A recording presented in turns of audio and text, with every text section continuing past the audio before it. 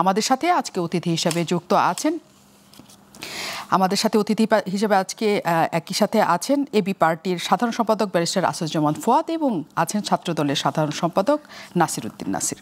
অনেক ধন্যবাদ আপনারা আমাদের সাথে যুক্ত হয়েছেন এবং স্বাগত জানাই আমাদের অনুষ্ঠানে। আমি একটু শুরু করতে চাই নাসির উদ্দিন নাসিরকে দিয়ে। আজকে অনেকগুলি ঘটনা আপনার কাছে বলেছি, কোন ঘটনা আপনার কাছে আজকে উল্লেখযোগ্য ছিল? আপনাকে ধন্যবাদ জানাচ্ছি, আমাদের প্রিয় অগ্রজ শ্রদ্ধেয় বড় ভাই ফুয়াদ ভাইকেও ধন্যবাদ জানাচ্ছি। ঘটনাবহুল সেটি হচ্ছে আজকে 5ই আগস্ট। গত বছরে এই দিনে আমরা ছাত্র জনতার সেই ঐতিহাসিক গণ অভ্যুত্থানের একটি সফল পরিণতি হয়েছে। 2000-এরও বেশি ছাত্র জনতার জীবনের বিনিময়ে আমরা খুনি হাসিনাকে দেশ থেকে বিতাড়িত করতে সক্ষম হয়েছি। সেই ধারাবাহিকতা আমি মনে করি যে আজকে যত ঘটনাই ঘটুক সেটি গত বছরের পরম্পরায় আসলে ঘটেছে।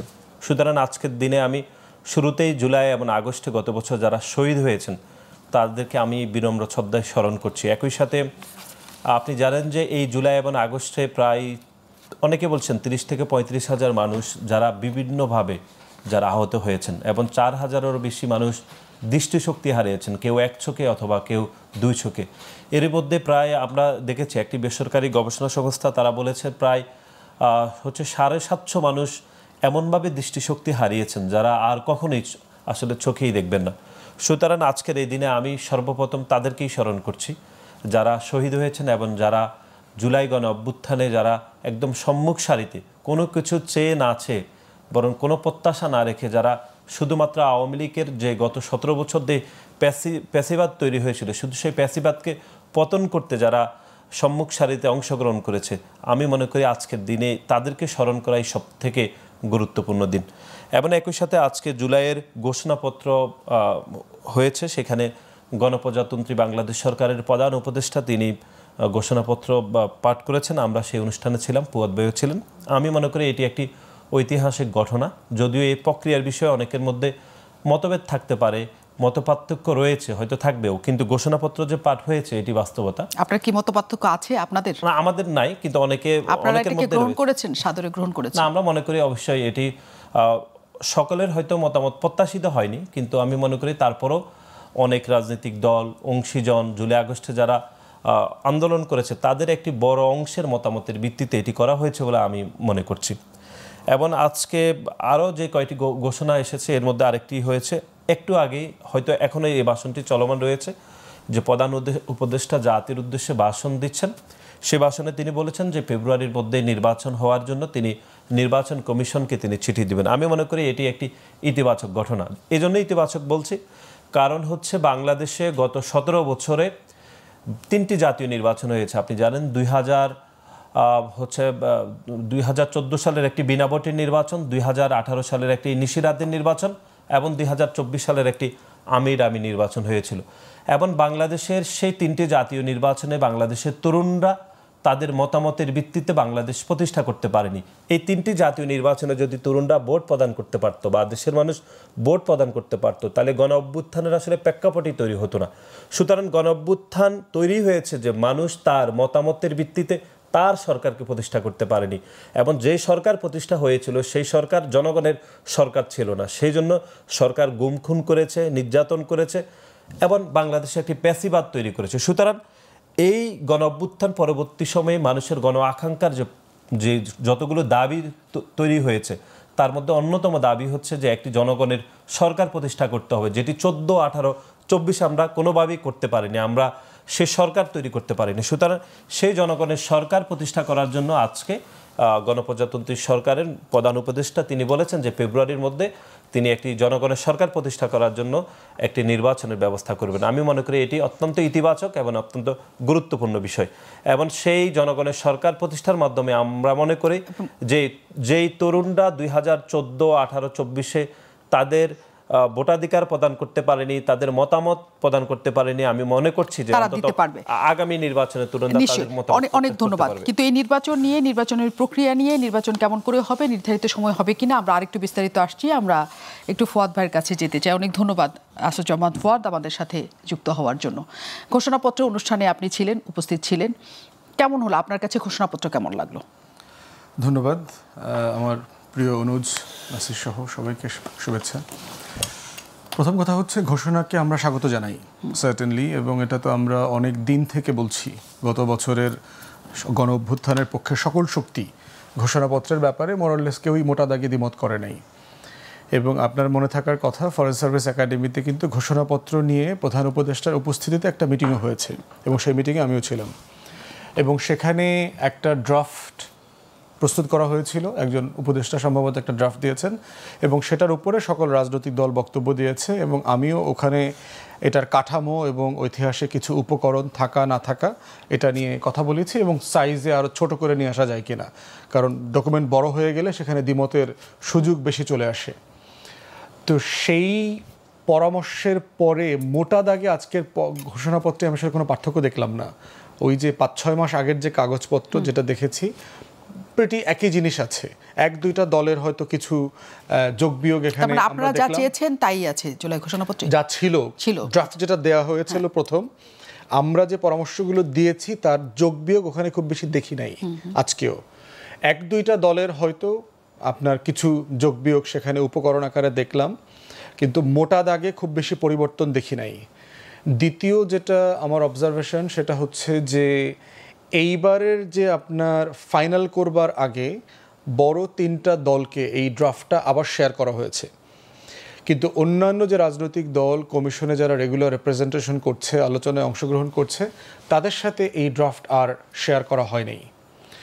তারপরও আমাদের তরফ থেকে আমাদের পার্টির চেয়ারম্যান এই ব্যাপারে আমাদের একটা প্রস্তাবনা আবার দিয়েছেন যে এই বিষয়গুলো একটু বিবেচনা করা যায় কিনা। মোটা দাগে আমরা কি প্রত্যাশা করেছিলাম এখানে থাকবার ব্যাপারে, সেটা হচ্ছে যে পুরো ন্যারেটিভটা শুরু হয়েছে আওয়ামী বয়ানের যে ন্যারেটিভ। পাকিস্তান আমলের 23 বছর আমরা অনেক আন্দোলন সংগ্রাম করেছি, মানে অ্যাজ ইফ আমার আজাদির লড়াই, আমার যে এই মাটির মানুষের যে অধিকারের লড়াইটা, এটা ওই পাকিস্তান আমলই শুরু হয়েছে। এর আগে আমাদের এই মানুষ কোনোদিন লড়াই করে নাই। আমরা 190 বছর কি ব্রিটিশ বিরোধী আন্দোলন করি নাই? আমাদের তো শত শত বছরের লড়াইয়ের ইতিহাস আছে। বাহিরের শাসকরা যখন এসছেন তাদের বিরুদ্ধে তো আমরা লড়াই করেছি। দিল্লির শাসকদেরকে তো আমরা পরাজিত করেছি। ত্রয়োদশ বাংলাদেশি জাতিসত্তা হিসাবে আমাদের লড়াইটা বোধহয় পাকিস্তানিদের কাছ থেকে ছিল। Not necessarily. বাংলাদেশের জাতি রাষ্ট্র এটা 23 বছরে তৈরি হয় না, এটা 9 মাসে তৈরি হয় না। জাতি রাষ্ট্র হওয়ার জন্য আপনার শত শত হাজার হাজার বছরের ইতিহাস লাগে, এবং এটাকে যদি আপনি ইনক্লুড না করেন তাহলে সন্তান যেভাবে যারও সন্তান হয়ে যায়, যার বাবা নাই, দাদা নাই, নানা নাই, সাডেনলি তার মিস্টার বিনের মতো, দেখছেন না হুট করে মিস্টার বিন আসমান থেকে নাজিল হয়েছে, ওই রকম মনে হয় আর কি। একটা জাতিসত্তার লম্বা ইতিহাসের লড়াই আছে। তো সেখানে আমরা দেখলাম আওয়ামী ডিসকোর্স থেকে এই ঘোষণাপত্র বের হয়ে আসতে পারে নাই, এবং এটা দুঃখজনক। থার্ড যেটা অবজারভেশন সেটা হচ্ছে এখানে ভাষায় দরদ দেখলাম না। যারা গণ অভ্যুত্থানকে ওন করেন, যেই ভাষায়, যে দায়, যে দরদ নিয়ে এটা লেখবার কথা ছিল, সেই দরদগুলো এখানে শব্দে, লাইনে, প্যারাগ্রাফের মধ্যে আমি খুঁজে পাই নাই। ফোর্থ হচ্ছে যে আপনার অযাচিত অনেকগুলো ঐতিহাসিক ঘটনা ঢুকানো হয়েছে যেগুলো ঐতিহাসিকভাবে গুরুত্বপূর্ণ, কিন্তু 24-এর কনটেক্সটে এই ঘোষণাপত্রে এটা আসার প্রয়োজন ছিল না। যেমন ধরেন 71 এত বড় ঘটনা, এটা যদি কেউ স্বীকার করে বা না করে, কাগজে লেখে বা না লেখে, কিছু যায় আসে না। 71-71ই, মানে এটার আপনার দ্বিতীয় কোনো এক্সাম্পল দিয়ে আপনি এটাকে ছোট করতে পারবেন না, বড়ও করতে পারবেন না। কিন্তু আমার কাছে মনে হয়েছে এখানে অনেকগুলো ঘটনা যোগ করা হয়েছে, প্রয়োজন ছিল না। তো এটা মনে হচ্ছে যে পরিকল্পিতভাবে এই ঘোষণাপত্রে অথবা অপরিকল্পিতভাবে সাবকনশিয়াসলি হয়তো করেছেন। আমি মানে বেনিফিট অফ ডাউট দিতে চাই যে গুড ফেইথে করেছেন। অনেকগুলো ঘটনার 10টা ঘটনার 10মতম ঘটনা হচ্ছে 24-এর গণ অভ্যুত্থান।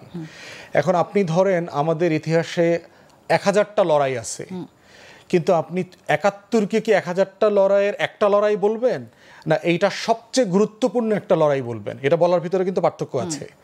তো এই জন্য আমি যখন বলছি যে আমার শত শত বছরের এই মাটির লড়াই আছে, এটা যখন আমি বলি এইটা 71 এই লড়াইয়ের সবচেয়ে গুরুত্বপূর্ণ 1-2টা অধ্যায়ের একটা, কিন্তু আপনি যখন একই ভাষায় বলার চেষ্টা করেন যে 52, 62, 66, 69 আমরা সবগুলো বলি, কিন্তু এই প্রত্যেকটা ঘটনার সাথে কি 71 কম্পেয়ারেবল?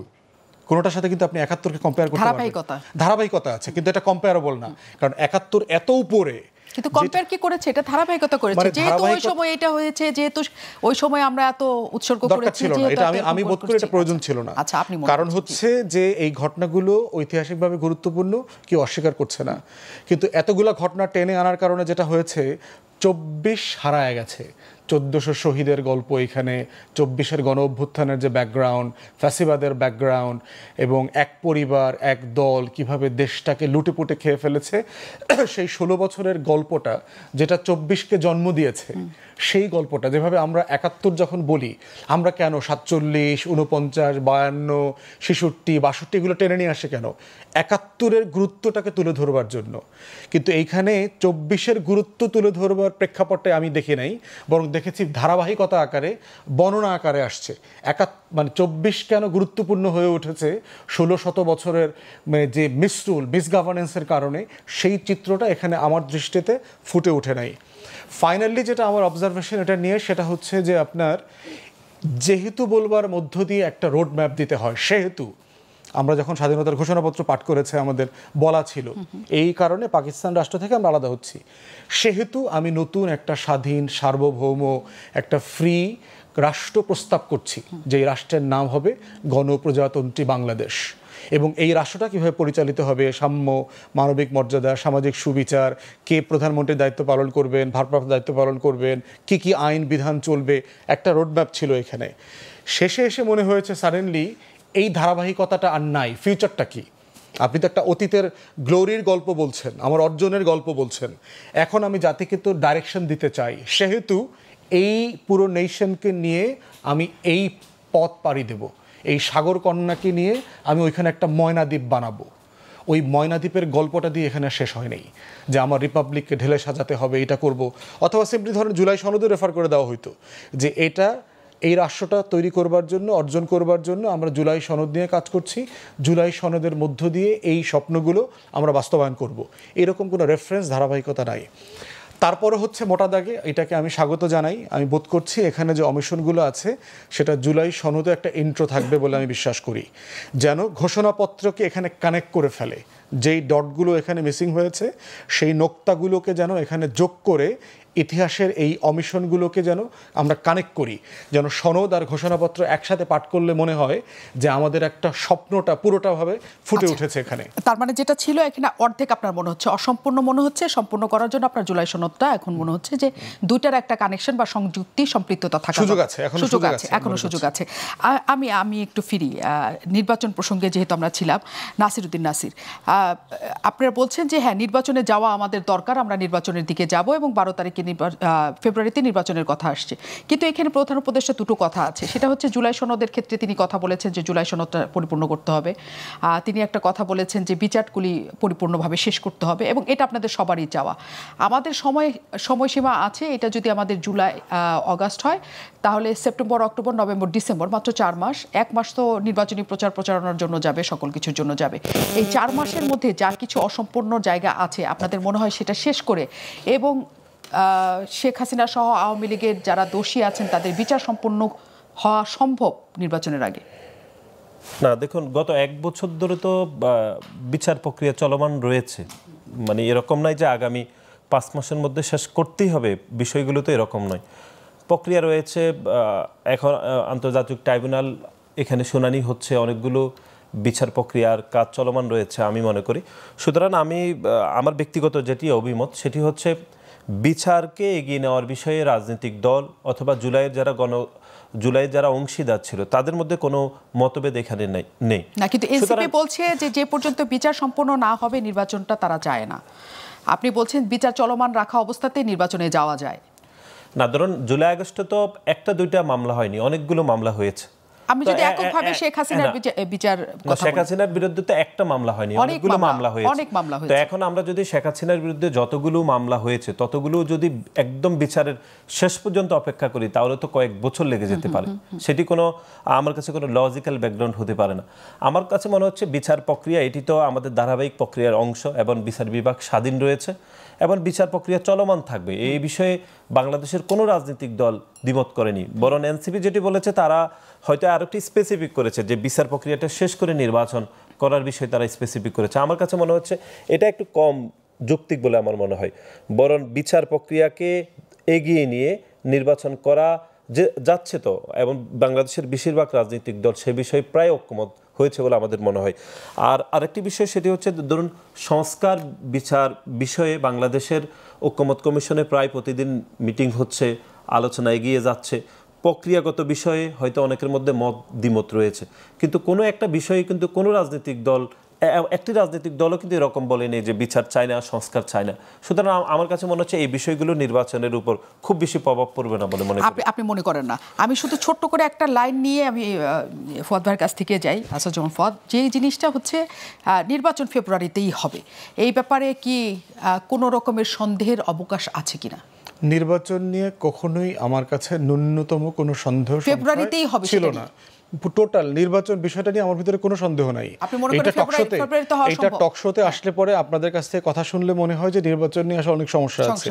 একটা সেটেলমেন্ট আছে, পলিটিক্যাল পার্টিসগুলো রেগুলার মানে অন্তর্বর্তীকালীন সরকার প্রধান উপদেষ্টার সাথে রেগুলার যোগাযোগ করছে। গত বছরের সেপ্টেম্বর থেকে প্রফেসর ইউনূস বলেছেন ডিসেম্বর 25 থেকে জুন 26-এর ভিতর নির্বাচন হবে, এবং পারসিস্টেন্টলি একই পজিশন দেশি বিদেশি সকল গণমাধ্যমে তিনি বলেছেন। যখন পলিটিক্যাল পার্টিগুলোর মিটিং হয়েছে একইভাবে বলেছেন। উনি প্রচণ্ড প্রেশারের কারণে উনি এটাকে আরও একটু নিশ্চিত করেছেন যে এপ্রিলের ফার্স্ট হাফে হতে পারে। এরপরে তারেক রহমানের সাথে লন্ডনে মিটিং করলেন। রমজান, আবহাওয়া, ঝড়, বন্যা সব কিছু বিবেচনাতে উনি বোধ করছেন যে যদি সংস্কার বিচারের একটা রোডম্যাপ আমরা আগেই ঠিক করতে পারি তাহলে ফেব্রুয়ারিতে নির্বাচন হতে পারে। তো এখন উনি যেহেতু ঐকমত্য কমিশনের একটা মানে মিটিং শেষ পর্যায়ে চলে এসছে, সনদ প্রায় স্বাক্ষর হওয়ার মতো জায়গাতে আছে, বোঝা যাচ্ছে যে এখন আমরা কি কাজ করতে পারবো না। তো সেখানে উনি তো ওনার ওয়াদা মতো উনি ইলেকশন কমিশনকে এখন বলেছেন, অনেকখানি স্পষ্ট হয়েছে। আমার কাছে বরাবরই ছিল যেটা কোনো অনিশ্চয়তা ছিল না, বরং কৃত্রিমভাবে একটা অনিশ্চয়তার গল্প প্রতিনিয়ত তৈরি করা হয়েছে। রাজনৈতিক দলগুলোকে প্রচণ্ড টেন্স সিচুয়েশনে ফেলা হয়েছে, এবং এটাকে আমি একটা ফাঁদ মনে করি, অপ্রয়োজনীয় ফাঁদ। প্রফেসর ইউনূস দেহত্যাগ করবেন, ক্ষমতা পদত্যাগ করবেন না, মানে এই ধরনের কথা বলে যেটা করা হয়েছে, পলিটিক্যাল পার্টিগুলোকে আননেসেসারি একজনের বিপক্ষে আরেকজনকে দাঁড় করানোর চেষ্টা করা হচ্ছে, যেটা একদমই প্রয়োজন নাই।